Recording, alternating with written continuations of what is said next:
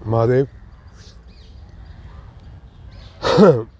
Almighty Mahadev में मैं आपका स्वागत करता हूँ। ज्ञानी और अज्ञानी में फ़र्क कितना है, क्या फ़र्क है? अर्ध ज्ञानी, अल्प ज्ञानी और महाज्ञानी में फ़र्क कितना है, क्या फ़र्क है? आज इस विषय पे अपन चर्चा करेंगे और उसे कैसे पहचाने, स्वयं को कैसे पहचाने कि हम ज्ञानी हैं या अज्ञानी हैं। सबसे पहले तो मेरे सनातन परिवार के जितने भी सदस्य हैं उनका कोटि कोटि अभिनंदन है भाई, और जिन्होंने अभी तक सब्सक्राइब नहीं किया उनसे निवेदन है कि प्लीज़ सब्सक्राइब करें, शेयर करें, कमेंट करें और कंट्रीब्यूट ज़रूर करें, जितना भी आप कर सकते हैं सब मिलकर।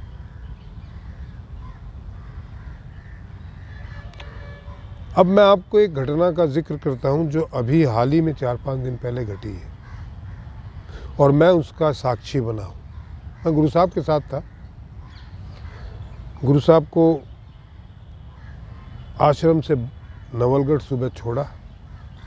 वहाँ पे एक बहुत बड़े यज्ञ का प्रावधान हो रहा था, यज्ञ होने वाला था और उस यज्ञ के आचार्य भी वहाँ वो सारी देख रहे थे कि ये पंडाल लगा दो, यहाँ पे वेदी होगी, यहाँ पे ये होगा, यहाँ बैठने की समुचित व्यवस्था होगी, उसमें लगे हुए थे। गुरु साहब ने गाड़ी रोकी और कहा कि आओ मैं आपको इनसे मिलाता हूँ, ये हमारे प्रेमी हैं और ये इस यज्ञ का अनुष्ठान करने वाले हैं। यंग लड़का था।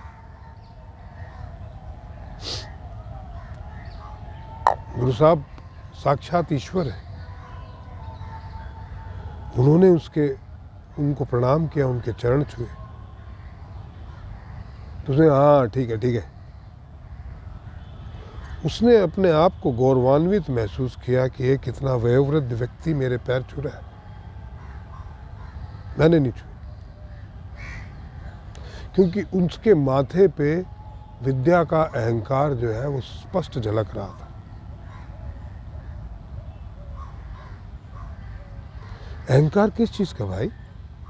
गुरु साहब ने फिर ये भांप लिया तो उन्होंने परिचय कराया कि ये हमारे ये भी पंडित हैं और ये हमारे बगीची में आते हैं, हमारे मित्र हैं। उन्होंने ये नहीं कहा मेरा शिष्य है। तो मैंने उन्हें प्रणाम किया क्योंकि गुरु साहब ने पैर छुए थे।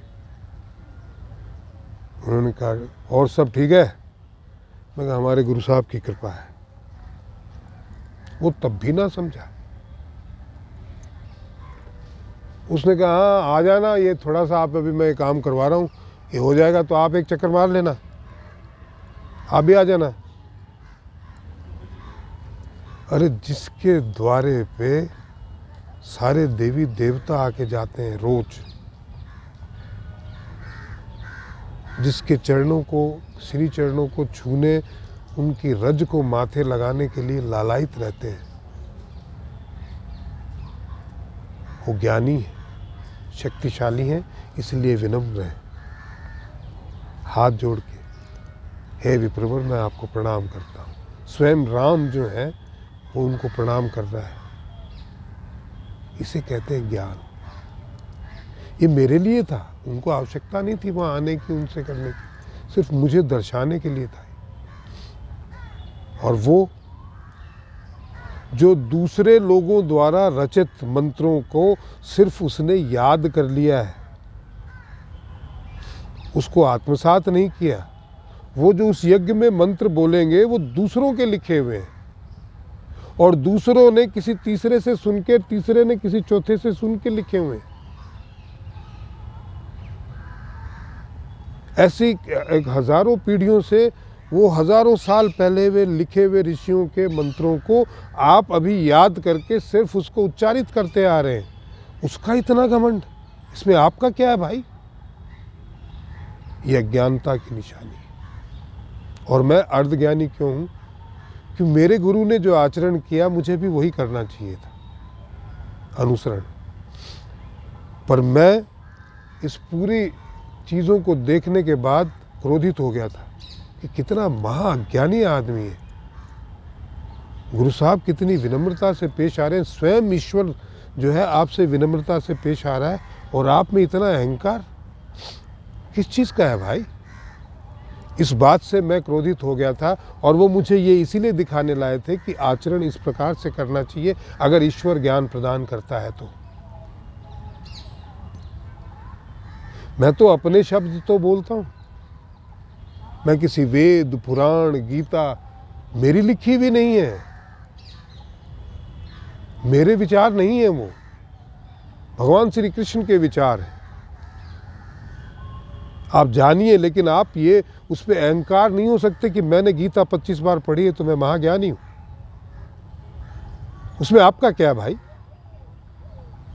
तो कृष्ण ने लिखी थी, उसके बीच में करोड़ों अरबों लोगों ने पढ़ी है, लेकिन उसमें से कुछ समझ के आप आत्मसात करके जो बोलेंगे वो आपका है, वो मेरा ज्ञान नहीं है। मेरा ज्ञान वो होगा जो मैं अनुभवित करके, मैं ईश्वर से जुड़ के जो मैं प्राप्त करूँगा और जो मुझे जिसकी अनुभूति होगी और वो मैं आपके समक्ष रखूँगा, वो मेरा ज्ञान है। मैं नहीं महाभारत या भागवत की कथा कहता हूँ, उसमें क्या आप एक किताब लेके बैठ जाओ, 7 दिन तक वो कथा कहते हैं, उसमें आपका क्या है? आपका तो कोई अनुभव नहीं है, आपका लिखा हुआ एक शब्द नहीं है, आपका रचित किया हुआ कोई शब्द नहीं है, तो उसमें आप कहाँ हैं? आप किस बात का अभिमान हो रहा? आप दूसरों की लिखी हुई चंद किताबों को पढ़ के 2-4 मंत्रों को उच्चारित करना सीख गए तो आप महाज्ञानी हो गए।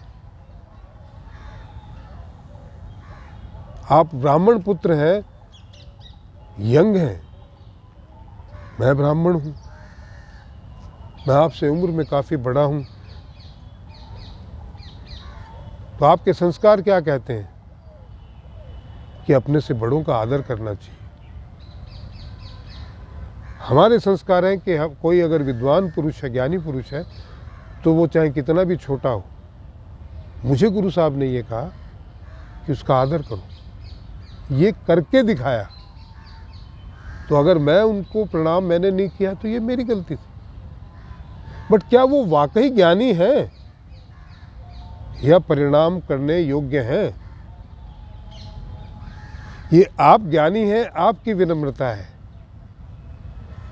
आप जैसे फल के ऊपर, पेड़ के ऊपर फल लगते हैं, वो झुकता जाता है, वैसे वैसे आप ईश्वर स्वरूप हो गए, तो आप महाविनम्र हो गए। हम उस प्रक्रिया में हैं, जिस दिन हमें ज्ञान हो जाएगा हम भी विनम्र हो जाएंगे।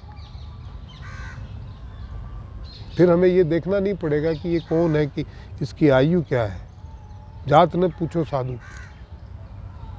पूछ लीजिए ज्ञान।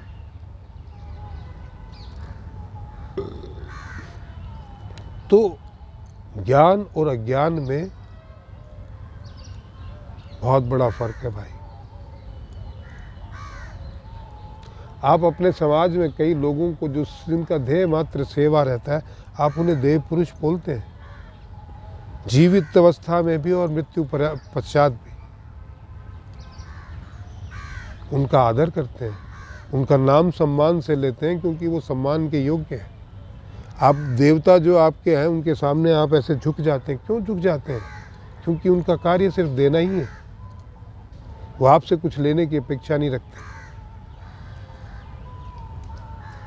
आप अगर उनको नमन करते हो या देते हो या चढ़ाते हो तो प्रसन्न जरूर होते हैं।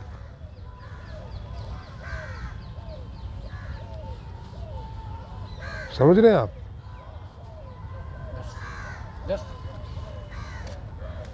उनको भी दे दो। तो ये कहानी है। तो ज्ञानी और अज्ञानी के बीच का फर्क आप समझिए।